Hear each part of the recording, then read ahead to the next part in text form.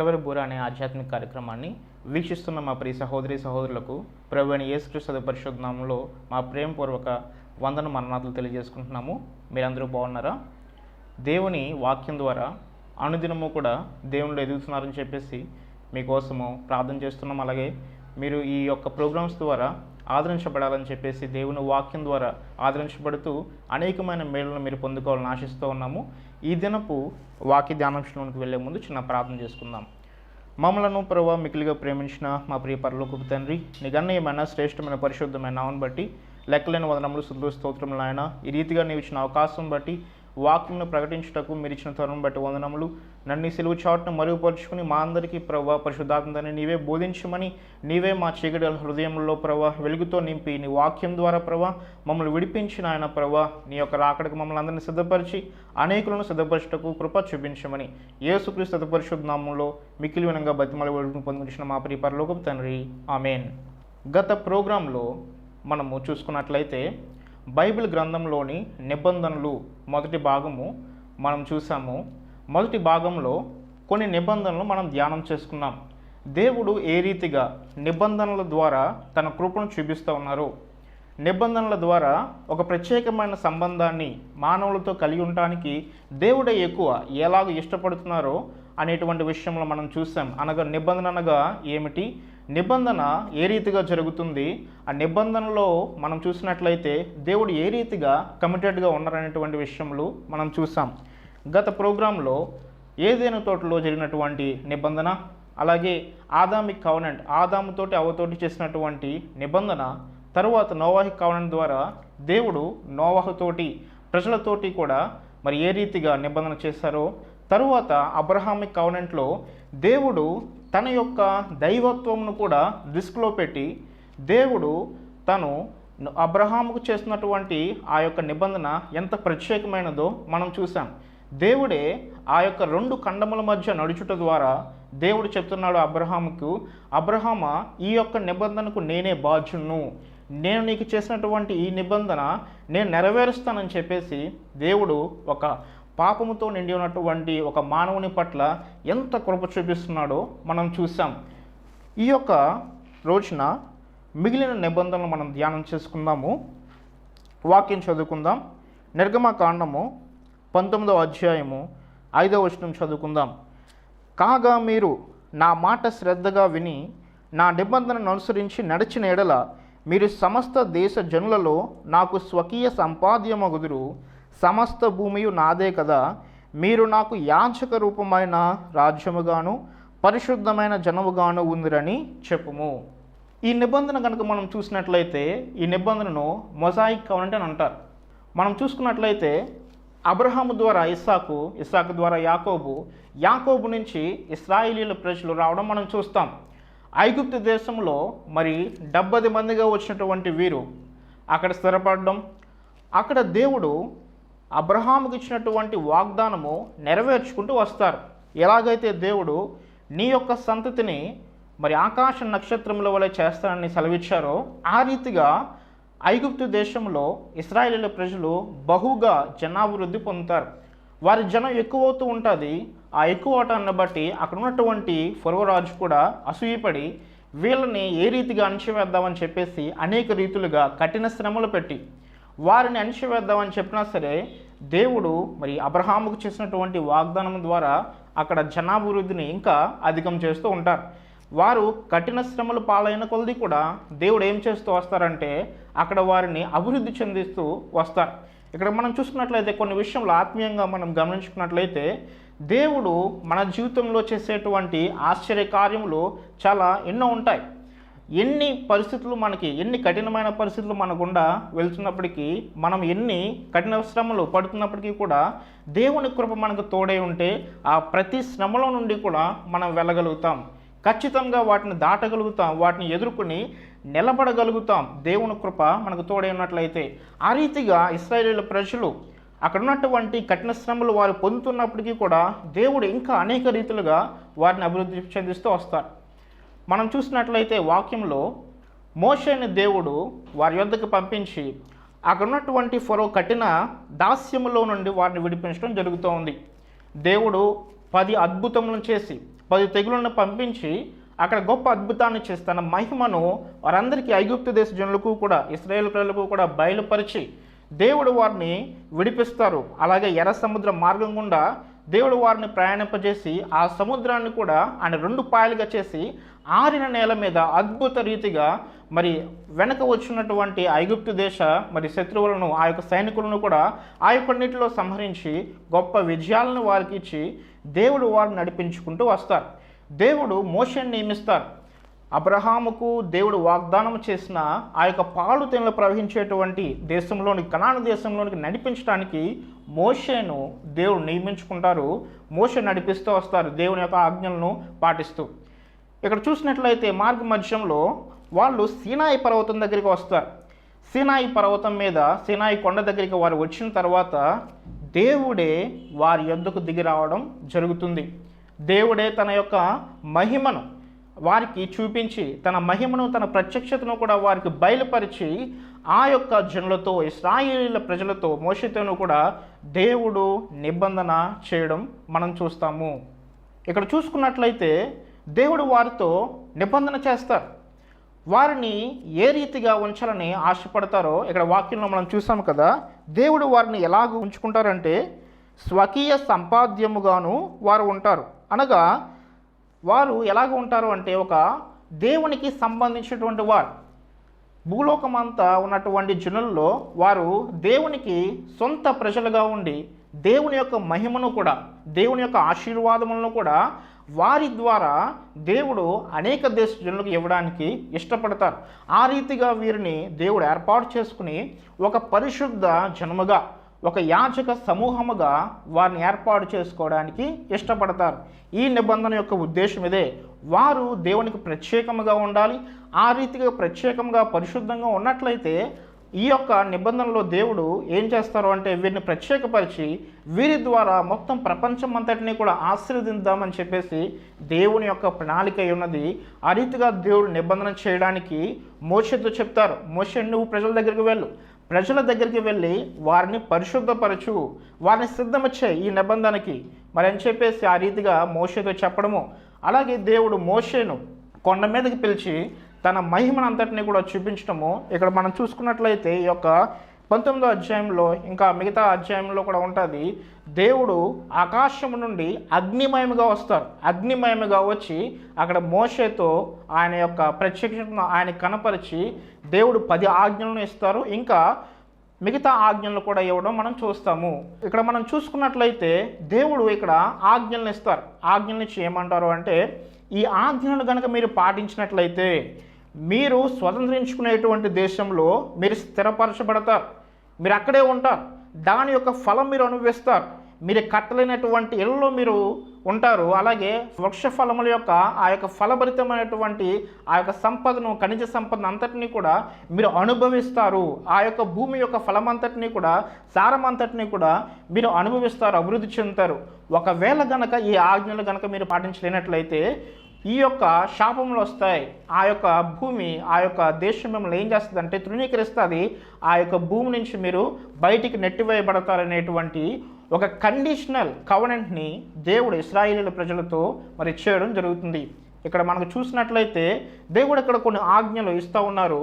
ఆ ఆజ్ఞలు కనుక వీరు పాటించినట్లయితే వీళ్ళు అభివృద్ధి పొందుతారు. ఒకవేళ ఆ ఆజ్ఞలు కనుక వీరు పాటించలేనట్లయితే ఆ యొక్క భూమిని వీరు స్వతంత్రించుకోకుండా మరి బయటికి నెట్టివేయబడతారు. వాక్యం కనుక మనం చూసుకున్నట్లయితే నిర్గమకాండము 19వ అధ్యాయము 17వ వచనం కనుక మనం చూసుకున్నట్లయితే దేవుని ఎదుర్కొనుటకు మోషే పాలెములో నుండి ప్రజలను అవతలకు రప్పింపగా వారు పర్వతము దిగువన నిలిచిరి. యెహోవా అగ్నితో సీనాయి పర్వతం మీదకి దిగి వచ్చినందున అదంతయు ధూమమయమై ఉండెను. దాని ధూమము కొలిమి ధూమము వలె లేచును, పర్వతమంతయు మిక్కిలి కంపించెను. దేవుడు ఏ దేశమునకు కూడా ఇటువంటి ప్రత్యక్షతను ఇవ్వడం మనం చూడలేం బైబిల్ గ్రంథంలో. అంతగా దేవుడు తన యొక్క మహిమను ప్రజలతో ఆయన చేయడము చూపించటము జరుగుతుంది. అలాగే మనం చూసుకున్నట్లయితే దేవుడు నిబంధన చేయుటకు ఇశ్రాయేలీల ప్రజలు ఆయనను గుర్తించే రీతిగా ఆయన యొక్క స్వరమును వినే రీతిగా దేవుడు భూలోకం మీదకి రావడం జరుగుతుంది. ఇంత గొప్పగా దేవుడు తన మహిమను తన యొక్క ప్రత్యక్షతను బయలుపరిచి దేవుడు ప్రజలతో చెప్పవలసినటువంటి మాటలన్నీ కూడా చెప్పి మోషే ద్వారా ఆ రీతిగా చేసినప్పుడు, మోషే ప్రజలతో చెప్పినప్పుడు ప్రజలందరూ అంటారు, మేము తప్పకుండా ఈ ఆజ్ఞలు పాటిస్తామని చెప్పేసి వారు ఒక రీతిగా నిబంధనకు కట్టుబడి ఉంటాము అనేటువంటి మాటను కూడా చేయడం జరుగుతూ ఉంటుంది. మనం చూసుకున్నట్లయితే గత ప్రోగ్రాంలో సుజేరియన్ వ్యాసల్ ట్రీటీలో కూడా మనం చూసాము. సుజేరియన్ అనగా ఒక సార్వభౌమాధికారం కలిగినటువంటి రాజు మరి లెస్సర్ కింగ్స్ కానీ లేకపోతే ప్రజలతోని వ్యాసల్ కింగ్స్తోనూ కానీ వ్యాసల్ ప్రజలతోటి కూడా చేసేటువంటి నిబంధన ఈ రీతిగానే ఉంటుంది. ఇక్కడ చూసినట్లయితే దేవుడు 20వ అధ్యాయంలో ఈ రీతిగా మాట్లాడుతూ ఉంటారు. దేవుడు ఈ ఆజ్ఞలన్నీ వివరించి చెప్పెను, నీ దేవుడనైన యెహోవాను నేనే దాసుల గృహమైన ఐగుప్తు దేశంలో నుండి నిన్ను వెలుపలికి రప్పించితిని. ఇక్కడ చూసుకున్నట్లయితే దేవుడు ఏ రీతిగా తను తాను బయలుపరుచుకుంటున్నారు, తను తాను ఏ రీతిగా వాళ్ళకి చెప్పుకుంటున్నారు అంటే, నేనే మిమ్మలను అనేక అద్భుతములు చేసి బయటకు తీసుకుని వచ్చాననేటువంటి మాటను, నేనే ఈ రీతిగా మిమ్మల్ని కఠిన దాస్యంలో నుండి బయటకు తీసుకుని వచ్చాననేటువంటి మాటను చెప్పడం మనం చూస్తూ ఉంటాము. అలాగే నిబంధనలో కొన్ని ఆజ్ఞలు ఇవ్వడం, ఈ ఆజ్ఞలు పాటించినట్లయితే ఆశీర్వాదము, ఈ ఆజ్ఞలు కనుక పాటించలేనట్లయితే ఒక రీతిగా శాపము, దాని పర్యవసానం కూడా మీరు అనుభవిస్తారనేటువంటి మాటలను ఈ నిబంధనలో చెప్పడం మనం చూస్తూ ఉంటాం.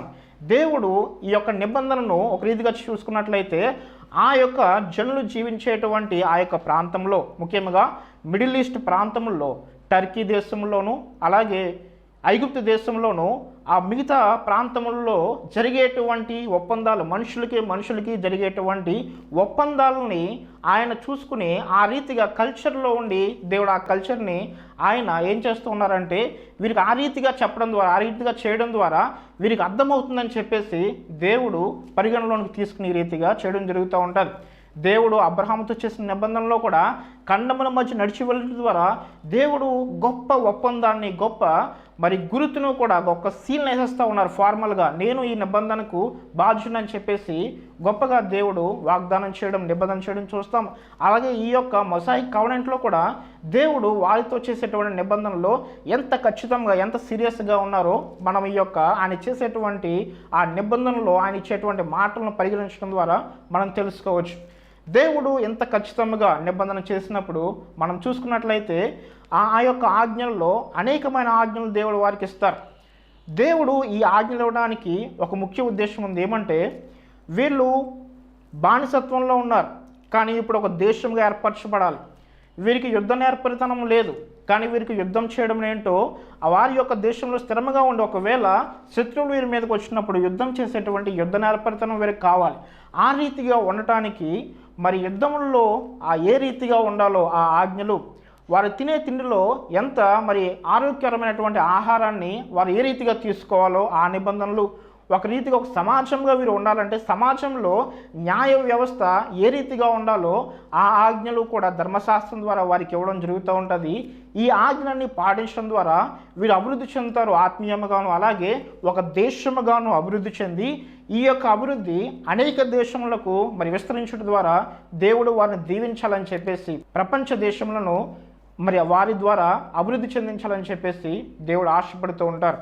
మనం చూసుకున్నట్లయితే ఈ యొక్క ఆజ్ఞల్లో కనుక ఇంకా చూసుకున్నట్లయితే ఒకవేళ వారు పాపం చేసినప్పుడు పాపమును మరి కప్పివేసే విధముగా మరి జంతు బలిని ఇవ్వడం కూడా మరి మనం చూస్తాం.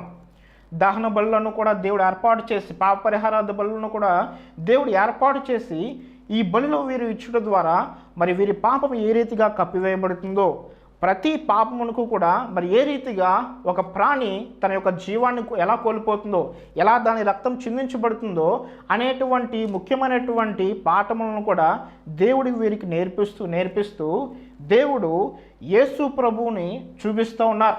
ఇదిగో నీవు పాపం చేసినప్పుడు నీ పాపము కప్పివేయబడుతూ ఉంది. ఈ యొక్క పాపం నిమిత్తము ఒక జీవి ప్రాణము మరి తీసివేయబడవలసి వచ్చింది.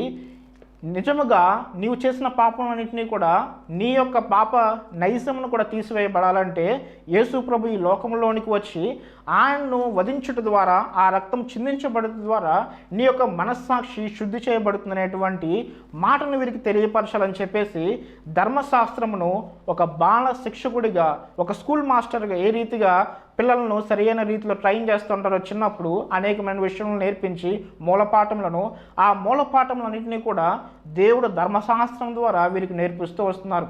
వాక్యం చూసుకున్నట్లయితే గల్తీలకు రాసిన పత్రిక 3వ అధ్యాయము 24-25 వచనములు కనుక మనం చూసుకున్నట్లయితే, కాబట్టి మనము విశ్వాస మూలమున నీతిమంతులమని తీర్చబడినట్లు క్రీస్తు నొద్దకు మనల్ని నడిపించుటకు ధర్మశాస్త్రం మనకు బాలశిక్షకుడు ఆయను. అయితే విశ్వాసం వెల్లడి ఆయన గనుక ఇక బాలశిక్షకుని క్రింద ఉండము. దేవుడు ధర్మశాస్త్రాన్ని ఇచ్చుడులో గల ఉద్దేశము ఇక్కడ మనకి బయలుపడుతూ ఉంటుంది. ఇశ్రాయేలీల ప్రజలను ఒక దేశముగా ఏర్పరచడం మాత్రమే కాకుండా వారికి క్రీస్తు అవసరత ఎంత ఉందో మరి వారు గుర్తెరగాలని చెప్పేసి దేవుడే ధర్మశాస్త్రమును వారికి నియమించడం జరిగింది. ధర్మశాస్త్రం ద్వారా వీరు పాపం ఎట్టుదో తెలుసుకుంటున్నారు, కానీ పాపమును వారిలోని తీసివేసుకోలేకపోతున్నారు. యేసు ప్రభు యొక్క పరిశుద్ధ రక్తం ద్వారా మాత్రమే వారు పాపమును వారి యొక్క జీవితం నుంచి తొలగించవేయబడతారు. లేకపోతే వారికి ఏం కలుగుతూ ఉందంటే ప్రతిసారి వారు పాపం చేస్తూ దహన బలులు, పాప పరిహారార్థ బలులు అర్పిస్తూ కూడా ఆ పాపమును పదే పదే చేయడానికి వారు ఇష్టపడుతూ ఉన్నారు. వాటిని లెక్క చేయట్లేదు. అయ్యో, ఒక ప్రాణి చనిపోతుంది కదా అని చెప్పేసి వారు అనుకోవట్లేదు. వారికి ఆ దేవుడు పెట్టినటువంటి విధి విధానాలు సరైన రీతిలో అర్థం కాలేదు. ఇంకా మనం కనుక చూసుకున్నట్లయితే దేవుడు ధర్మశాస్త్ర గ్రంథాన్ని ఇచ్చి వారికి ఇంకా కొన్ని నియమాలు కూడా ఇస్తారు. నిర్గమకాండము 31వ అధ్యాయము 12వ వచనం నుంచి మనం కనుక చూసుకున్నట్లయితే, నీవు ఇశ్రాయేలీయులతో నిజముగా మీరు నేను నియమించిన విశ్రాంతి దినములను ఆచరింపవలను, మిమ్మును పరిశుద్ధపరిచి యెహోవా నేనే అని తెలుసుకున్నట్లు అది మీ తరతరములకు నాకును మీకును గురుతగును. తరతరములకు కూడా మరి విశ్రాంతి దినములను ఇశ్రాయేలీయుల ప్రజలు ఆచరించాలని చెప్పేసి దేవుడు వారికి ఏర్పాటు చేశారు. ఇక్కడ కనుక మనం చూసుకున్నట్లయితే 6 దినములు కూడా కష్టపడి పనిచేసుకోవాలి, 7వ దినం విశ్రాంతి దినం అని చెప్పేసి దేవుడు వారికి నియమించారు. అక్కడ కనుక మనం చూసుకున్నట్లయితే అనేక దేశ ప్రజలు వారు ఏం చేసుకునేటువంటి వారంటే ఖాళీ సమయాల్లో, లేకపోతే 7వ రోజున కానీ వారి ఖాళీ ఉన్న సమయంలో వారు యుద్ధమునకు కావాల్సినటువంటి వస్తువులను తయారు చేయడము, దేశమునకు కావాల్సినటువంటి ఆ విధి విధానాలన్నింటినీ కూడా కావలసినటువంటి వస్తువులను కూడా వారు తయారు చేసుకునేటువంటి వారు. కానీ ఇశ్రాయేలీయుల ప్రజలకైతే దేవుడు ఏమన్నారు, 7వ దినమున విశ్రాంతి దినం మీరు పాటించాలి, ఆ యొక్క దినమున మీరు దేవుని ఆరాధించాలని చెప్పేసి దేవుడు చెప్పినప్పుడు వారు విశ్వాసం ద్వారా మాత్రమే ఆ యొక్క ఆజ్ఞను పాటించగలుగుతారు. ఎందుకంటే వారు గనక మరి 7వ దినమున పని చేసుకుంటే 7వ దినమున పని చేసుకోవచ్చు, బయట వాళ్ళ వలె పని చేసుకుంటూ కూడా వారి యొక్క దేశ సంపదను కానీ లేకపోతే వారికి ఉన్నటువంటి మిగతా వాటిని ఆ పని నీళ్ళను కూడా వస్తువులను కూడా తయారు చేసుకుని ఆర్థికంగా వారు ఎదగడానికి బయట వారు ఏ రీతిగా ఆలోచించారో ఆ రీతిగా ఆలోచించవచ్చు. కానీ ఇక్కడ దేవుడు ఏం చెప్పారంటే ఈ ఆజ్ఞను చెప్పారు, మీరు పని చేయకూడదు అనేటువంటి మాటను చెప్పి దేవుడు వారు ఏ రీతిగా విశ్వాసం కలిగి ఉంటారో చూస్తూ ఉన్నారు. ఇక్కడ గనక మనం చూసుకున్నట్లయితే దేవునికి మనం ఇచ్చేటువంటి సమయం ఎప్పుడు కూడా వృధా కాదు. ఆ విషయం మనం అర్థం చేసుకోవాలి. దేవునికి గనక మనము సమయం ఇచ్చినా ధనం ఇచ్చినా కూడా ఏది కూడా నిరుపయోగంగా ఉండదు. దేవుడు అక్కడ మన విశ్వాసాన్ని గుర్తిస్తారు. దేవుడు ఆ రీతిగా వాళ్ళని ట్రైన్ చేసి బయట దేశపు జనులు వారి యొక్క కష్టం మీద వాటి మీద ఆధారపడుతున్నారు, మీరు నా మీద మాత్రమే ఆధారపడాలి. ఒకవేళ దేశంగా మీరు అభివృద్ధి పొందాలన్నా, ఒకవేళ ఎకనామిక్గా కానీ అభివృద్ధి పొందాలన్నా, లేకపోతే టెక్నికల్గా కానీ టెక్నాలజీ పరంగా కానీ అభివృద్ధి చెందాలన్నా మీరు నా మీద ఆధారపడాలి. 7వ దినమున పని చేసుకుంటూ మీకు కావాల్సిన వాటిని సమకూర్చుకుంటూ నన్ను మీరు విస్మరించకూడదని చెప్పేసి ఒక మంచి ఆజ్ఞను వారికి ఇవ్వడం జరుగుతుంది. ఆ రీతిగా దేవుడి నిబంధనలో కొన్ని ఆజ్ఞలు కూడా ఇవ్వడం మనం చూస్తూ ఉంటాం. ఇక్కడ కనుక మనం చూసుకున్నట్లయితే కాలక్రమేణా మనకు తెలుసు దేవుడు ఆ ఆజ్ఞలను పాటించిన కొలది వీరు దీవించబడతారు. ఎప్పుడైతే ఆ ఆజ్ఞలను విస్మరిస్తారో దేవుడు చెప్పినటువంటి ఆ యొక్క నిబంధనలో ఉన్నటువంటి ఆ పర్యవసానం అనగా శిక్షలు అనేటువంటి వీరికి వస్తాయి. శిక్షలు వచ్చినప్పటికీ కూడా దేవుని కృప వీరి మీద ఉంటుంది. ఆ కృప ఉండడం ద్వారా దేవుడు ఏదో రీతిగా వారిని మళ్ళీ వెనక్కి లాగివేయడానికి దేవుడు ఇష్టపడతారు. వాక్యం చదువుకుందాము. హెబ్రీలకు రాసిన పత్రిక 9వ అధ్యాయము 12వ వచనం కనుక మనం చూసుకున్నట్లయితే, మేకల యొక్కయు కోడెల యొక్కయు రక్తముతో కాక తన స్వరక్తముతో ఒక్కసారే పరిశుద్ధ స్థలంలో ప్రవేశించును. ఏలనగా మేకల యొక్కయు ఎడ్ల యొక్కయు రక్తమును మైలపడిన వారి మీద ఆవు దూడ బూడిద చల్లుటయు శరీర శుద్ధి కలిగినట్లు వారిని పరిశుద్ధపరిచిన ఎడల నిత్యుడగు ఆత్మ ద్వారా తన్ను తాను దేవునికి నిర్దోషినిగా అర్పించుకున్న క్రీస్తు యొక్క రక్తము నిర్జీవ క్రియలను విడిచి జీవము గల దేవుని సేవించుటకు మీ మనస్సాక్షిని ఎంతో ఎక్కువగా శుద్ధి చేయను. ఇక్కడ వాక్యంలో మనం చూసినట్లయితే మరి దేవుడు చేసినటువంటి నిబంధనలో అనేక ఆజ్ఞలు ఇవ్వడం మనం చూస్తాం. మొజాయిక్ కవెనెంట్లో అనేక బలులను వారికి నియమించడం జరుగుతూ ఉంటుంది. ఆ బలులను వారు చేస్తూ ఉంటారు, కానీ పాపం కప్పివేయబడుతుంది కానీ తీసివేయబడదు. మనం చూసుకున్నట్లయితే దేవుడు యేసుక్రీస్తు ప్రభు ద్వారా, యేసుక్రీస్తు ప్రభు వారు కాచిన రక్తం ద్వారా మనలో ఉన్నటువంటి పాపములకు ఆ విమోచన కలుగుతుంది. పాపముల నుంచి మనము విడుదల పొందుతాం. అలాగే మన మనస్సాక్షికి శుద్ధి కలుగుతుంది అనేటువంటి మాటను పత్రికల్లో మనం చూస్తూ ఉంటాం. దేవుడు వీటన్నిటినీ కూడా బయలుపరచడానికి, వీటన్నిటినీ క్లియర్గా వాళ్ళు అర్థం చేసుకోవడానికి దేవుడు ధర్మశాస్త్రమును ఒక బాల శిక్షకుడిగా ఇవ్వడానికి దేవుడు ఇష్టపడతారు.